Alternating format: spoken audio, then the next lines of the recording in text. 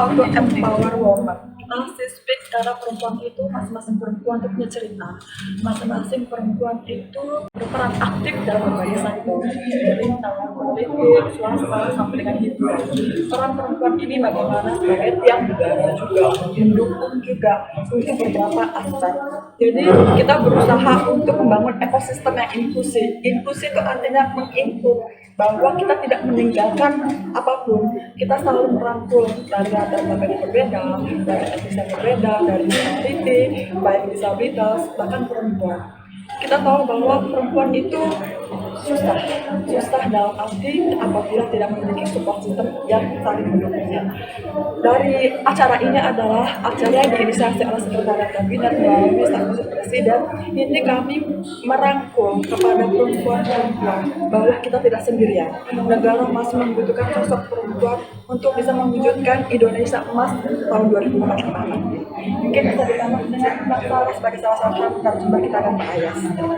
Ya, terima kasih kepada Mbak Angki yang sudah mengorganisir acara ini, karena akhirnya perempuan-perempuan hebat itu bareng-bareng bisa di satu forum berbagi tentang cerita kita masing-masing yang mudah-mudahan bisa menambah ilmu maupun juga wawasan, bukan hanya untuk perempuan-perempuan lain, tapi justru untuk laki-laki yang turut serta hadir hari ini. Jadi kita apresiasi sekali juga terutama untuk para peserta laki-laki, karena kalau untuk kita memastikan Indonesia emas tidak cukup hanya laki-laki yang berperan, tapi juga perempuannya. Dan untuk perempuan bisa berperan secara maksimal harus ada dukungan juga dari laki-lakinya yang memberikan ruang, kesempatan untuk kita bisa berkontribusi. Ya, sama seperti Mbak Sarah, terima kasih sekali Mbak Angki, apresiasi setinggi-tingginya telah mengadakan acara ini. Mungkin tidak hanya peserta sebetulnya belajar, saya belajar banyak tadi dari sesi bersama Mbak Angki dan Mbak Sarah, dan kami berharap tentunya dari cerita-cerita yang kita bagikan walaupun seperti curcol, tapi sebetulnya kami berharap ini bisa diambil manfaat untuk wanita-wanita di Indonesia, diambil pelajarannya, dan juga tadi diambil juga manfaatnya bagi laki-laki yang mendengarkan cerita-cerita ini. Kita berharap Indonesia 2045 tentunya akan menjadi kerjasama kita bersama, laki-laki wanita kita bekerja bersama untuk mencapai Indonesia emas 2045. Terima kasih sekali lagi. Hal berbagai aspek ini bagaimana perempuan itu juga merasa aman dan mendapatkan haknya, dan bagaimana undang-undangnya ini tidak hanya menjadi undang-undang juga, tapi ada peraturan turunannya, sehingga ini tidak hanya menjadi sebuah undang-undang, tapi juga implementasi, dan kita harus mengawal implementasinya melalui peraturan turunan dari undang-undang tersebut.